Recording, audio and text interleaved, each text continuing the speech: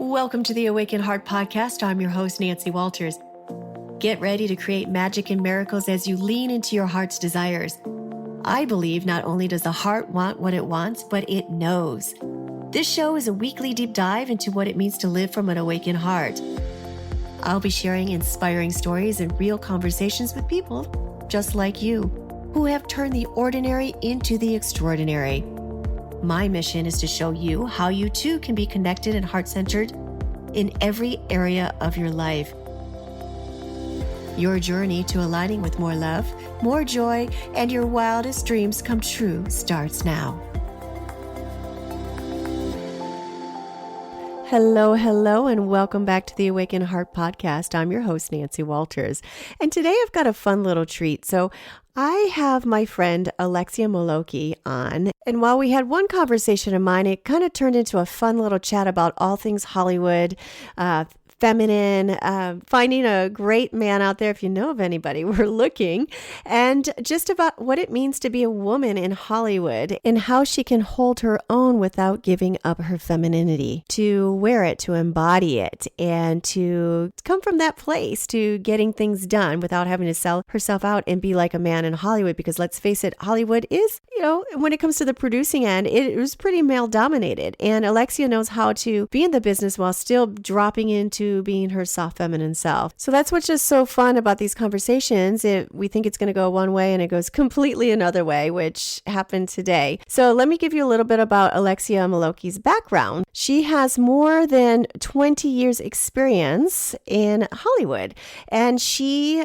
really early on, even before she graduated high school, which you will hear about in this episode. She's produced and sold award-winning movies, documentaries, and shorts, often partnering with emerging filmmakers she has personally discovered and mentored. Alexia is one of two partners of Little Studio Films, a Beverly Hills-based production, consulting, and distribution company. Through the years, she has acquired on behalf of international distributor clients film and television shows from all over the world for release in the Middle East, Italy, Greece, Spain, Canada, South America, and Australia. She's always in the know of trends in the film and television and attends all major film festivals in the United States and internationally. Alexia is fluent in 5 languages: Italian, Greek, French, Spanish, and English, and she supports environmental causes and animal advocacy. She has a deep spiritual practice, and her smile can light up any room. So without further ado, here's today's guest. Enjoy.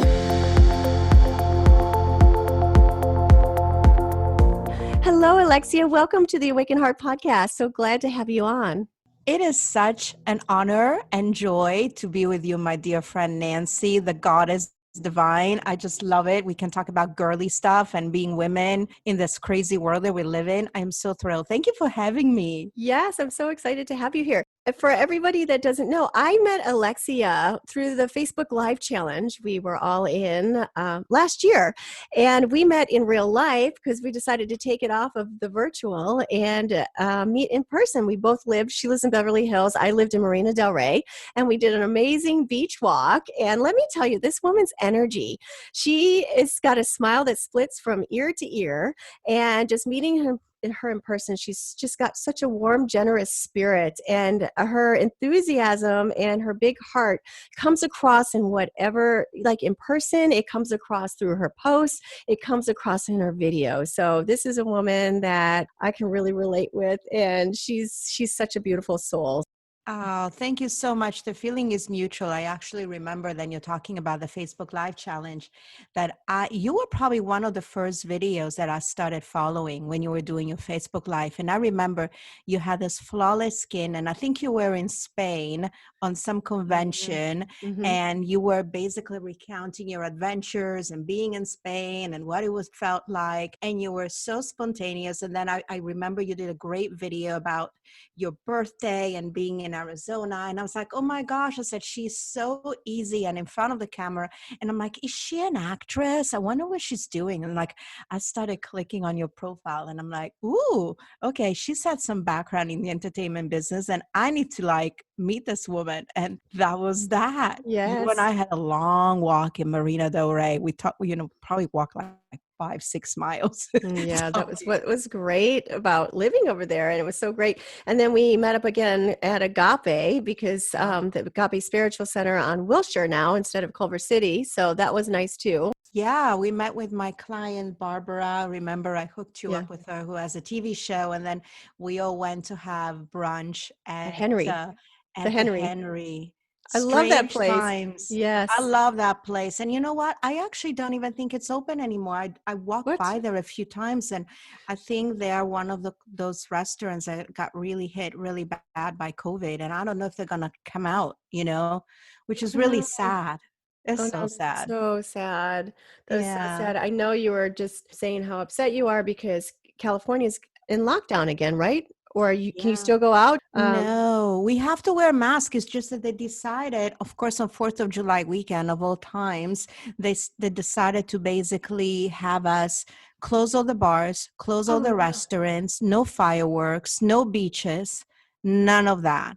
And so I am truly bummed out because thank God I was actually able to go into your stomping grounds. You saw my little video.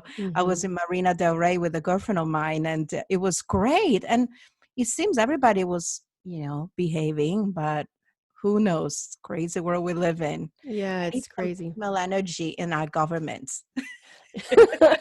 That's what we do. Yes, Marianne Williamson's would I loved her message. Oh, we both went to Agape and saw her talking. She was so inspiring. We that would be nice to get someone like her in, even though I know her chances of getting in are very slim or to none, but her message was very, very inspiring. Yeah.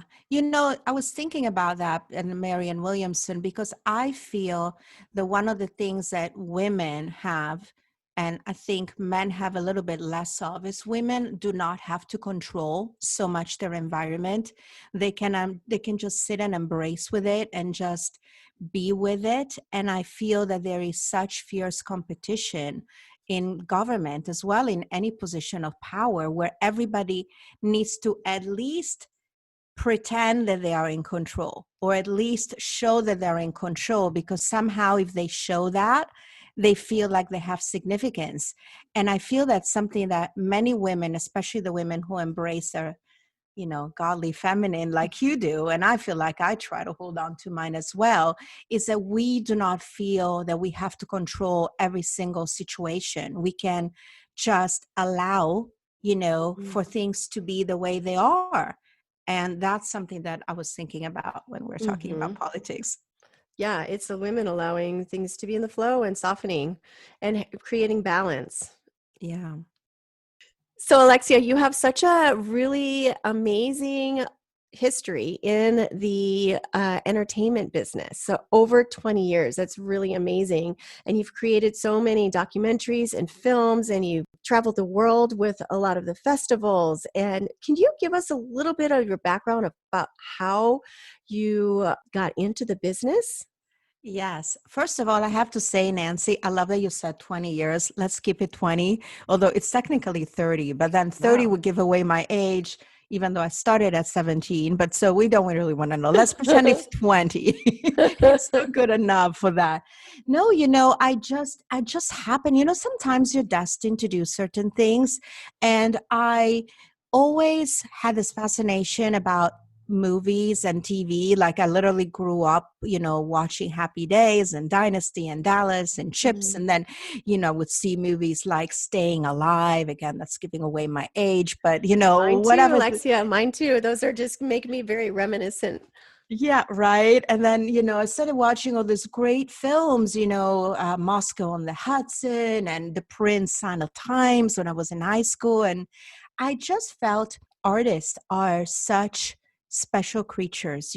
I feel that everything in our life is either defined by music or movies that we see. I mean, if you go back in time and recall special moments in your life as a human, there will be some type of soundtrack or some type of movie that you've seen that kind of you associate by thought with it.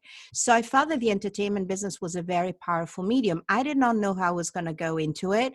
It just totally stumbled with it because I was in high school, like a senior, And I remember that I was getting ready for my winter break, whatever that break is in February. And I was at dinner with a friend of my mom. He's a Frenchman. And he says, "Hey, Alexa, you speak a ton of languages because European and I speak a lot of languages. I was blessed." He says, "How would you like to make some extra money?" And I said, "Okay." He says, there is this convention called the American Film Market. And there is this Italian man who's a distributor. He buys basically American movies to release in Italy, but he barely speaks any English. So he would be willing to pay you, I think it was like $40 a day or something back then. He would be willing to pay you $40 a day to follow him around. He would get you a little badge to go to this convention, and you just go to movies and explain to him what he's watching so that he can decide whether he wants to buy that movie or not. And I'm like, hey, that sounds fun. I get to do my favorite thing, like watch movies. I get to speak my languages. I get to be in an international environment. So I was like, I'm all in. And so that's really how it started. I got to have my first experience, and it was 5 days of watching movies, watching people do deals. And I'm like, I really love this world. I literally attracted in that same time somebody from Greece. I think I was in the lobby and I heard them speak Greek, and I start speaking in Greek to them. And it turns out that they're Greek distributors.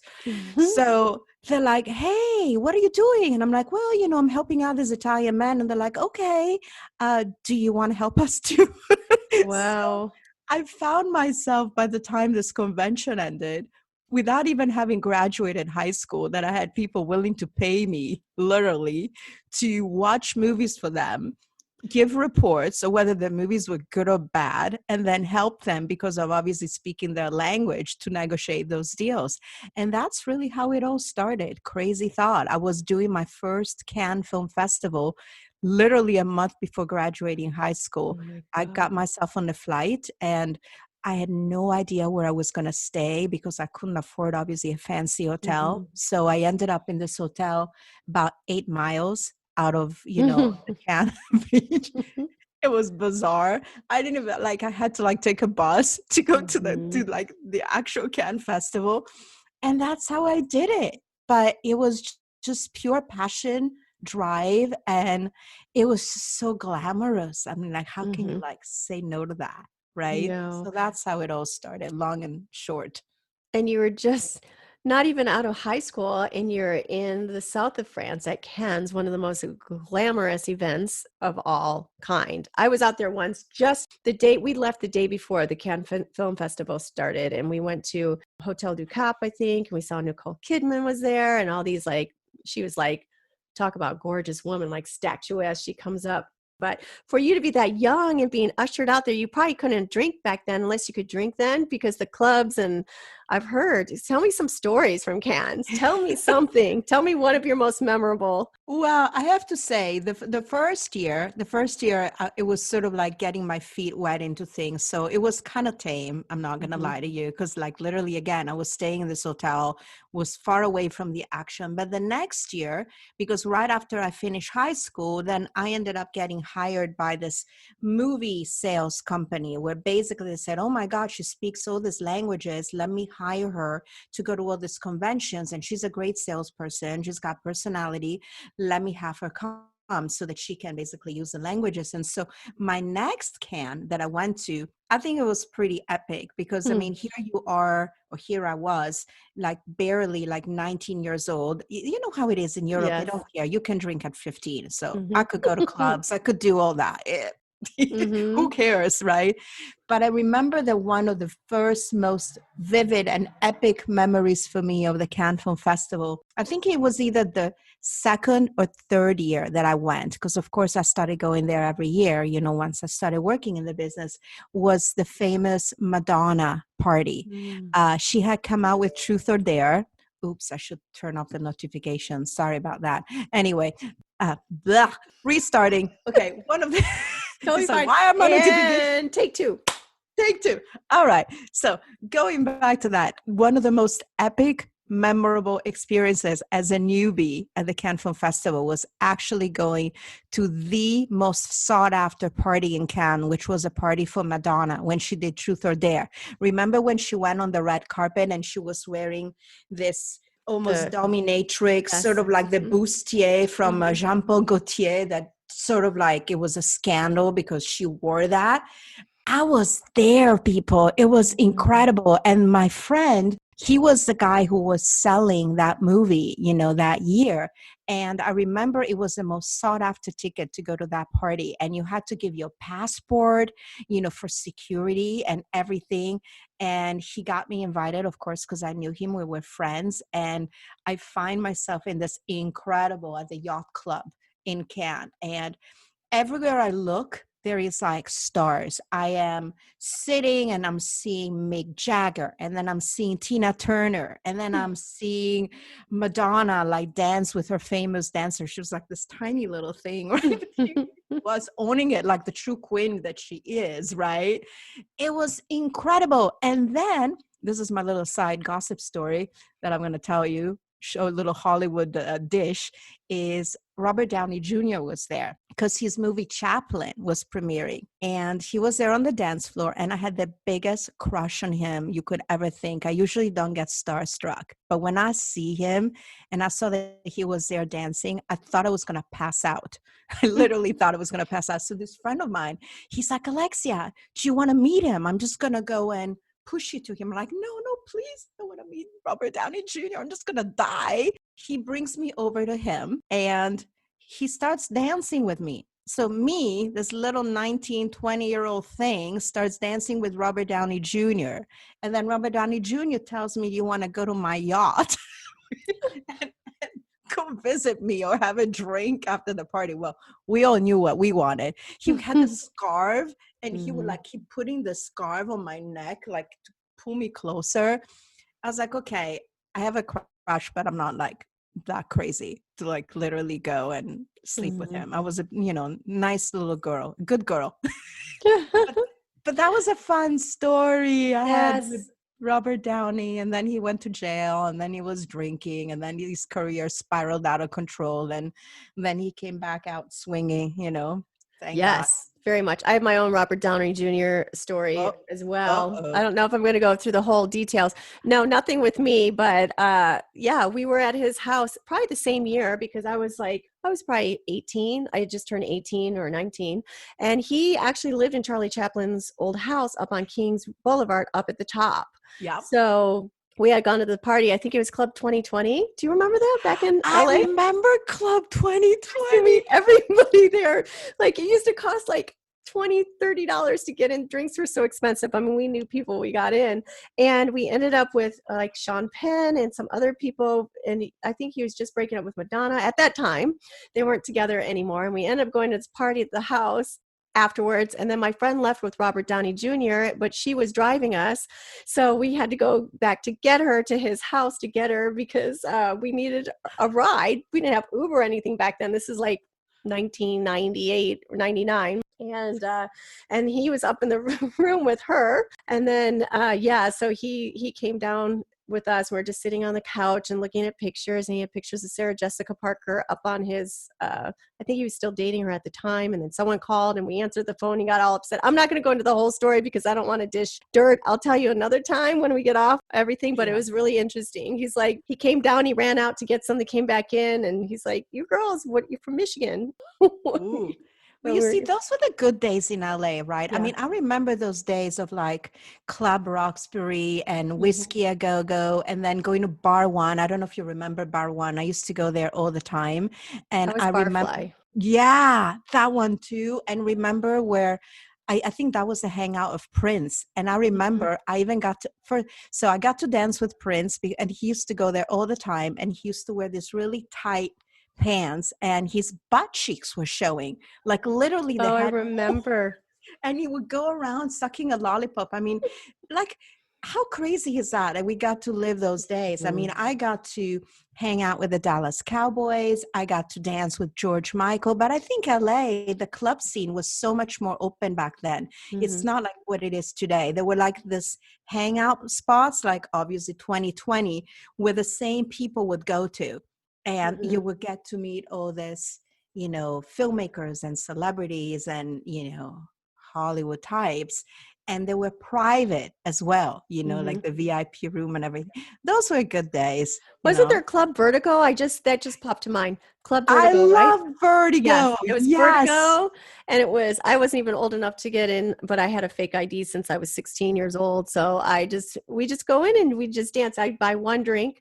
I'd buy a really strong Long Island. I'd have one, I'd be tossed, and I would just go dance. I was a good girl too. I didn't hook up with anyone, but man, the stories I have from living in Hollywood, it was so much fun. And then of course, working on set myself for years on commercials and films, you see everybody, you meet everybody, and some are not so cool, but like Yep. some are really amazing. Like George Clooney is one of the nicest people I've ever met in my life. Like he's just so kind and generous and unaffected, and he's such a warm, lovely man on set to everybody. He doesn't have any of those airs, and he doesn't have an entourage, and he'll sit on set in between takes, and he'll make fun and make jokes. And I remember once I was on set, and it was just after he got nominated for Sarania, I think, and he just Oh, took the lunch came, he just was in line with his tray getting his own food, and then he sat at a table with some of the film cinematographer and some of the crew and grips and all that, and he invited him to a barbecue. And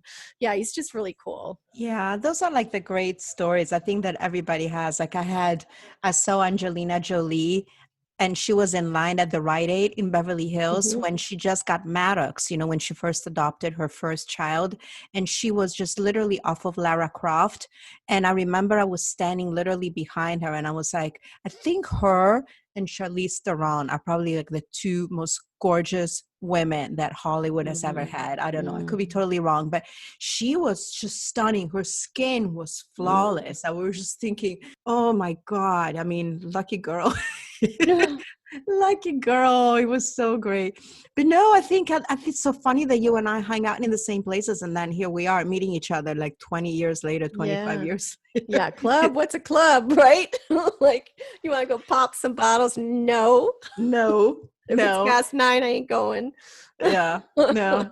Now we're Yeah. like home meditating, reading books, thinking about our career and doing all those things and just trying to, work in a very competitive world. Hmm.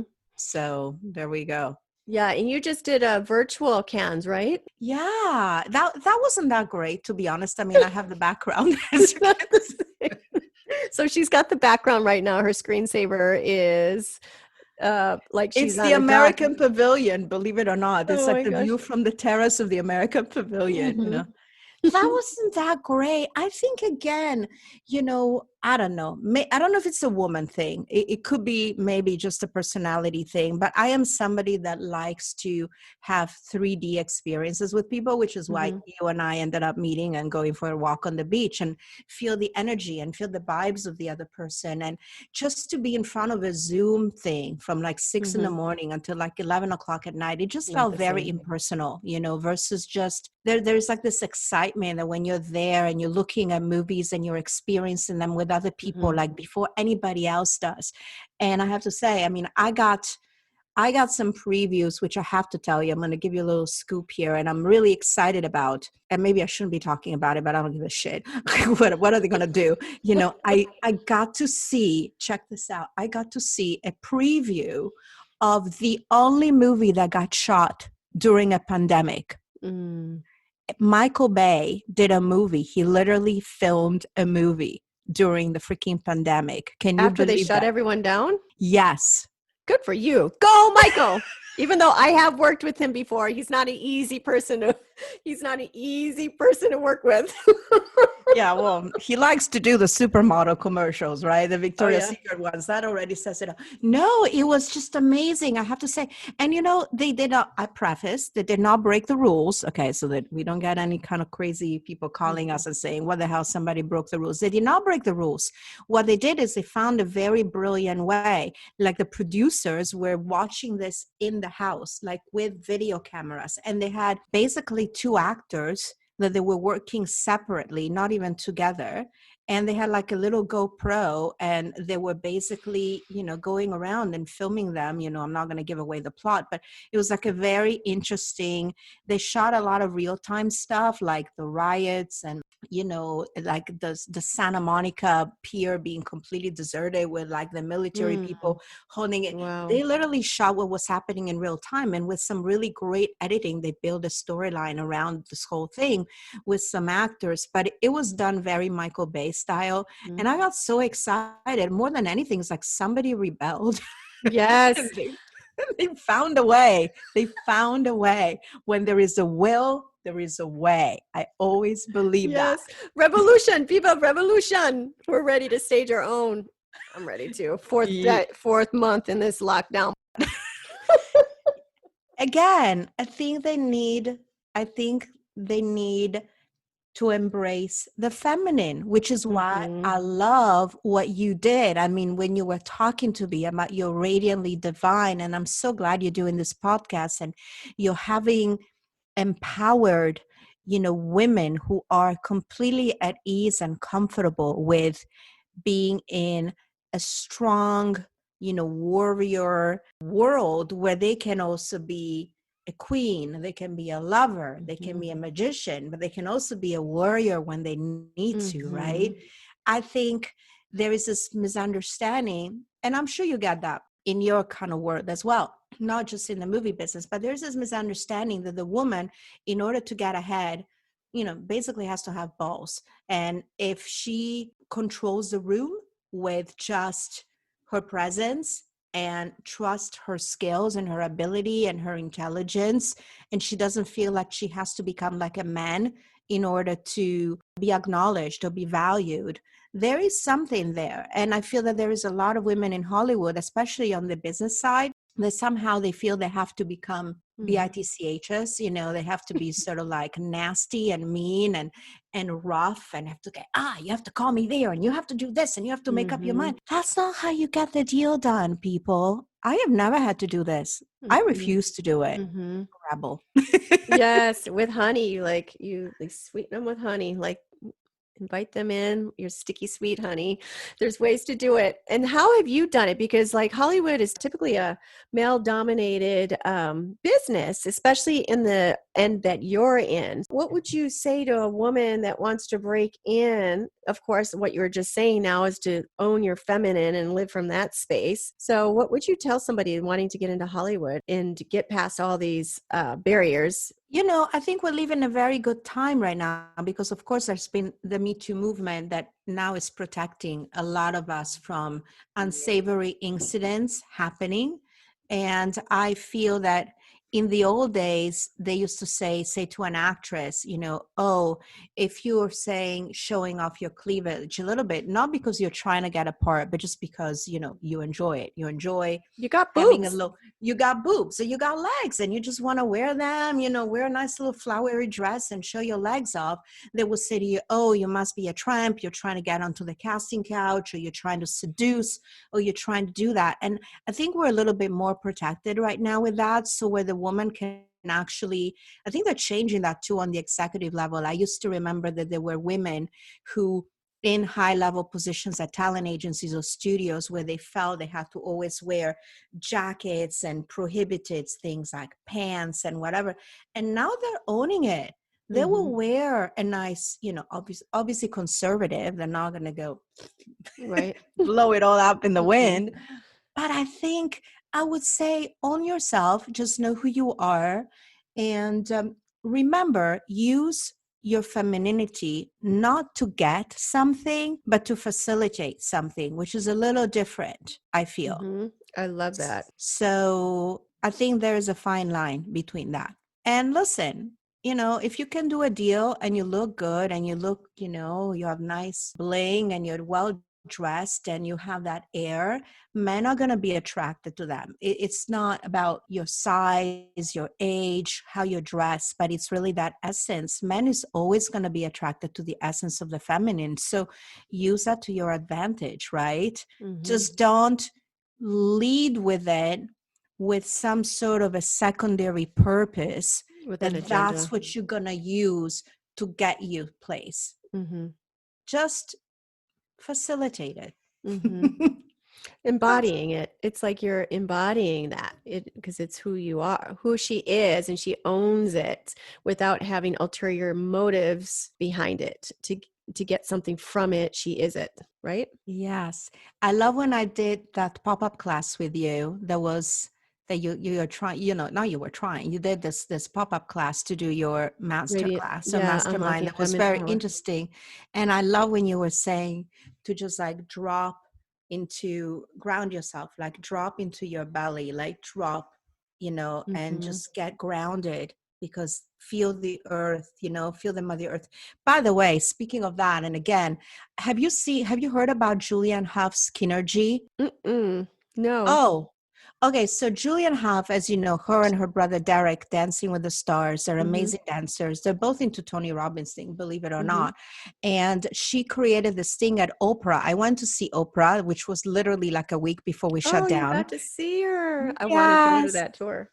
It was amazing, the 2020, and what she did is she basically worked us through this new exercise. It's called Kinergy. And what she's doing basically, she's having you do this form of dancing, but very primal Mm-hmm. and very simple, where you are moving like the water, you're moving like the earth, fire, and air. And so you're using the four water elements to Mm-hmm. sort of create movement in your body so that you can just embody everything that you are. And I love that because for a lot of women, especially because it was sponsored by Weight Watchers, so there was a lot of women who obviously were struggling with identity and weight and all of that, and fitness. She was saying, remember when you were a child and you had this body and you would do anything with your body. You didn't care if you moved around weird and whatever. Mm-hmm. You just were celebrating being in your skin. And she wanted us to get back into that. So she created this really great workout that is very simple, and it's taking you through the different thing, like embracing your sexuality with like the water Mm-hmm. and the fire, and then doing the earth, which is more like your warrior, energetic thing, and the earth. It was just amazing. I literally, when I did that workout, it was maybe 10 minutes because it was a sample, obviously. Mm-hmm. I started crying. Like I released so much Oh, stuff in my body. Like I was crying. You did burlesque, I remember, and I heard yeah. your podcast, but I started crying. I was like, oh my God, I have so much inside Mm-hmm. of me that needs to be released. Even if I try my best, I still have that. We all do as Mm-hmm. women, right? Yeah, yeah, absolutely. We all have it. Even if we think like we would look at my burlesque teacher and she'd come in sharing that she had her own vulnerabilities and insecurities every time she performs, or that she's not good enough to lead us. And we all have it. It just doesn't go away. It's just you learn to accept that part of yourself and you drop into your body and you love her. Yeah, and it shows in your burlesque routine. I gotta say, I was so freaking proud of you, Nancy, because it was so wild. Because here you're coming out, and I could almost sense in your energy that you're like, oh crap, what did I get myself into? Should I do this or should I not do it? It was like literally maybe 10 seconds that I saw that like in your energy. And then boom, it shifted and you did this thing. I was like, holy crap, that's amazing. That was It was sexy and it was surreal. powerful. Oh, it was beautiful. I was like, okay, I remember I did burlesque a long time ago. I have to do it again once we get back to normal. It's so empowering. It It's was so so empowering. empowering. It was such a scary thing to do. And I've always been one that I just was listening to music today too and thinking about like dancing sexy again. It's been so long since I've done that, but it was so scary. It was one of the most against your limitations. I came back against so many limitations, so much like self-speak and, what other people think of me and all that. That's all coming into play in the mind. And then it was really empowering to get through it because so many times I'm like, I can't do this. Okay, that's it. I don't know how this piece is going to come up. I don't know how to, because we had to create our own based on what was intuitively right for ourselves. So we weren't taught anything. We were just taught how to cultivate our own expression. We weren't taught dance steps, anything. Everyone had their own dance routine. They picked their own music, created their own costumes, and moved to it. So it was really empowering. That was So so incredible. That yeah. was so incredible. And like I said, again, it goes to say, people have this misunderstanding like, oh, I'm a businesswoman. If I go into a club and I dance a certain way, what are people going to think about me? Or if I if I look at a man and I just pay him a compliment to make him feel, acknowledge something nice about him. And there is this whole misunderstanding. Why are you doing that? Are you flirting? There's nothing wrong with that. There's nothing wrong with letting a man be a man and acknowledging him being a man. If he's opening the door, why should we not thank a man if he opens the door, or he gets up for us to sit down, or he likes to order for us? I've had some American girlfriends that would go, oh, who does he think he is? He doesn't know me, and it's like, take a chill pill. Nice. It's not taking away your control. You're always in control as a woman. You are always in control as a woman. It's the greatest myth that we're not in control. We actually have more control than a man does, but they just don't know it, some of them. So there you go. Yeah, I think it's just a different generation that doesn't allow it. I love chivalry. I like somebody, if they've had a nice day, to call me after or text me like, oh, did you get home safe okay? Or I like that. I like flowers, hold the door for me, and I make sure to let them know how much I appreciate it.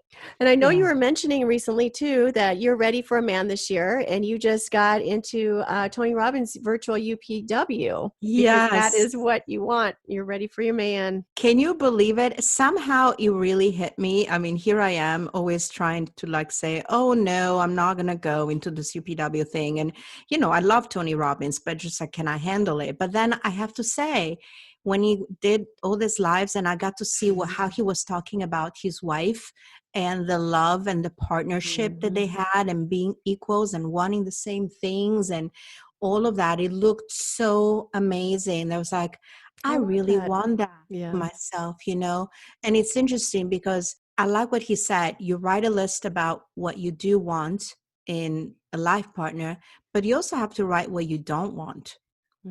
And I always thought that you shouldn't do that. You should only write what you do want. Because if you're like writing you do not want, that means that you're kind of being, I don't know how to say, like judgy. But that's not true. That's not true. And and who do you have to become to be that, to attract that person in your life? And so I was thinking, you know what? I wrote that list a long time ago, and I was afraid because it's like, oh, failed marriage. What am I going to do if I write it again? I'm going to meet another loser, another narcissist. But no, we have to start again. New story, right? Yes. Divorce our old story. That's it. And marry the truth. So that really hit me. I'm like, okay, I'm signing up. I'm doing it. I'm taking the leap. I'll let you know how that goes. You have to let me know. See you with your new man. And every time you do that, like I've written a list. I've done it so many times over the years. And I've done the not what you don't want, what you do want, embodying it. It's like, where are you? where are you? But every time you create a new list, like I've done it so many different times and vision boards so many different times, you're creating from a new energy as well. So yes. And I feel that maybe, this is my guess, is maybe because the perfect person is looking for us and just our energies have not quite crossed. But he's already out there and he's searching for exactly Nancy, and someone out there is looking for exactly Alexia. Yes. And all we have to do is just put ourselves in an energetic space that is going to happen and forget like the how. And it's hard sometimes because we have those things like, oh, maybe I should do the online dating. Maybe I should just show the universe and I'm taking action and I'm still open. But maybe we shouldn't. I don't know. I still haven't figured that out. I still haven't figured out whether to delete my dating app, Bumble or not. I just deleted mine again for like this. So not Bumble, but I tried it again. I'm like, I'm off. I don't think it's my medium, but I get off and I get back on and I get back. Remember why I got back off. So now it's just like, I'm just surrendering it because I've done every single thing in the last 6 years. I have not done. I'm in such a good place. I'm happy with myself. So he is preparing himself for me. So I'm just surrendering it and letting it go. Yes. And for all you listeners out there, I can literally testify that this woman is drop dead gorgeous inside out.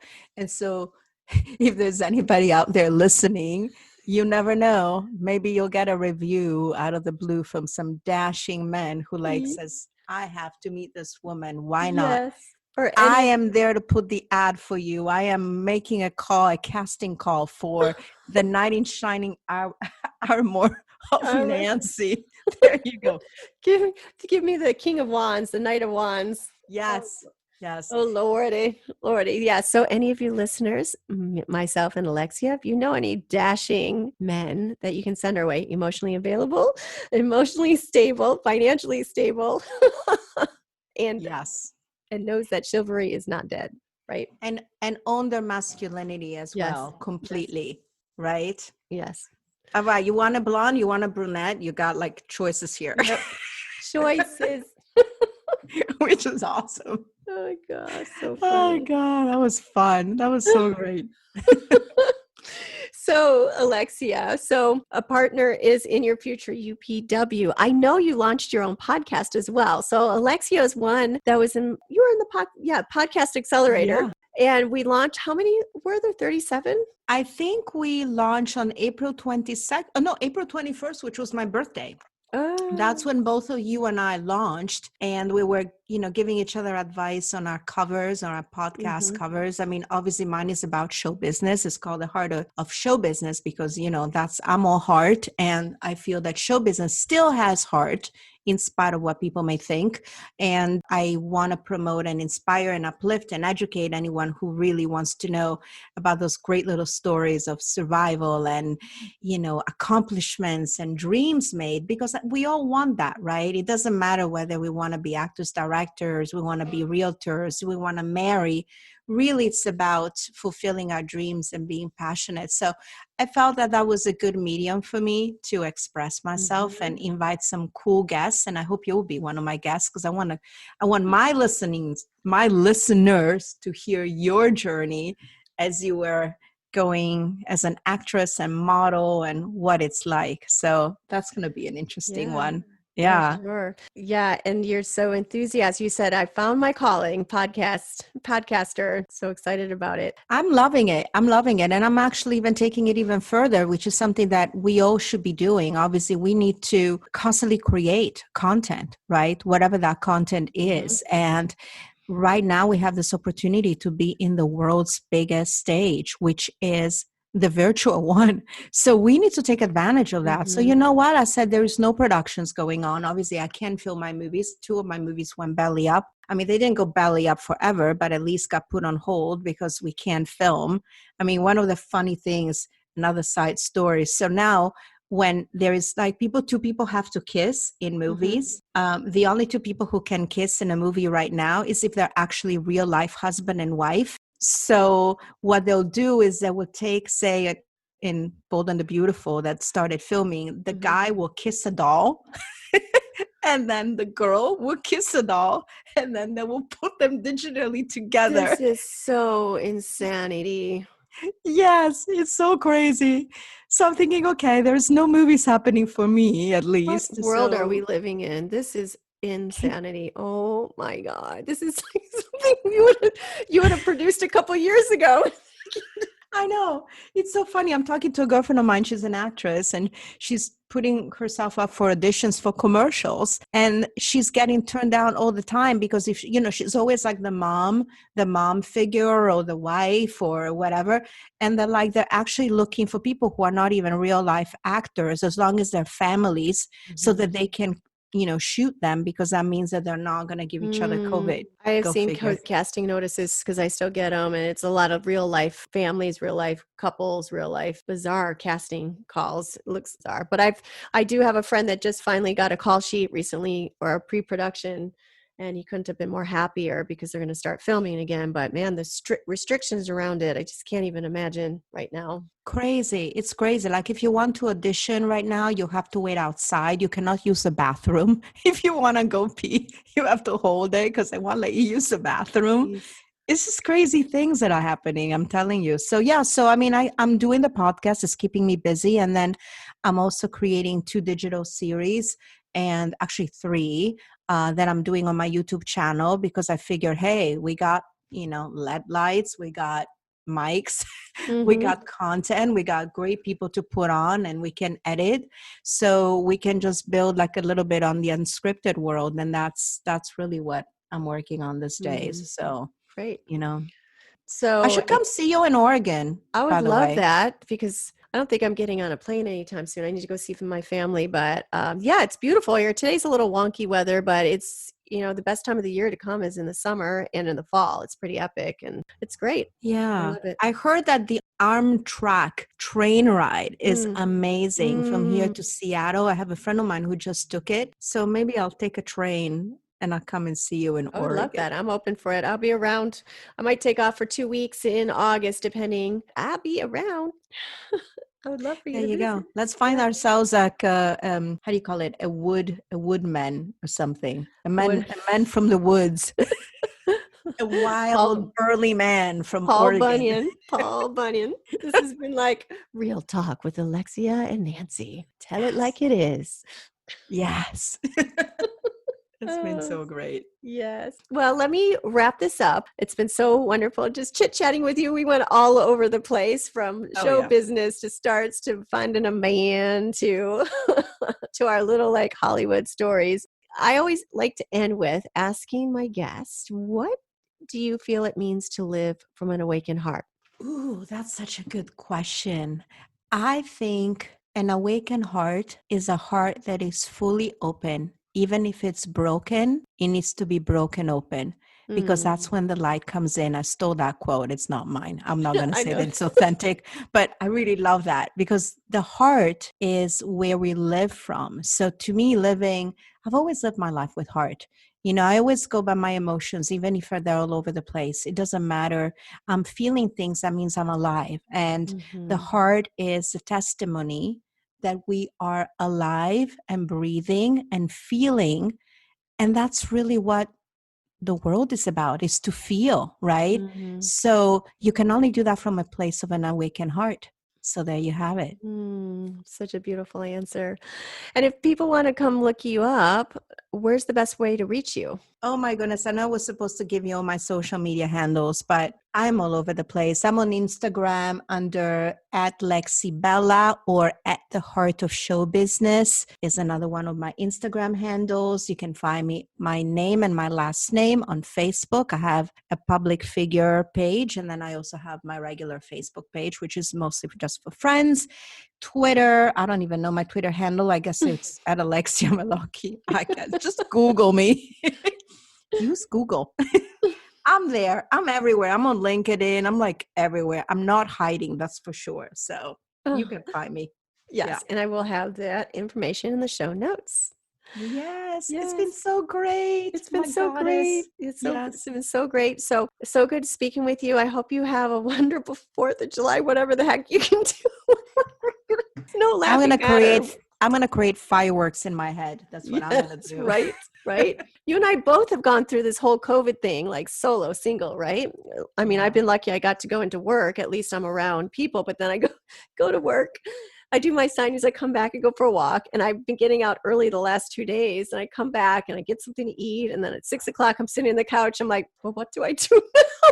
What do I do? Well, thank God we got cats. Yes, thank heavens. Our fur babies, our Yes, little fur angels, little fur I babies. just hope that I hope that we're gonna meet someone, and I know we will, because we are both amazing women, and I am so glad you're doing this, because people need to know that it's okay to be awakened Hmm. and to be leading with the heart. So thank Hmm. you for having this show. I think it's fabulous. Thank you. And now more than ever, we do need people living from an awakened heart, and we need to balance this craziness that's going on out there. If you listen to my last episode and dug into that rabbit hole, I started seeing the promo and I'm like, okay, I really have to listen to it this weekend, because I was like, I really want to know what you're going to say about all this. It sounded yeah, like you had a lot to say. So I had stuff to say, but I said it in a diplomatic way for everybody to do their own research.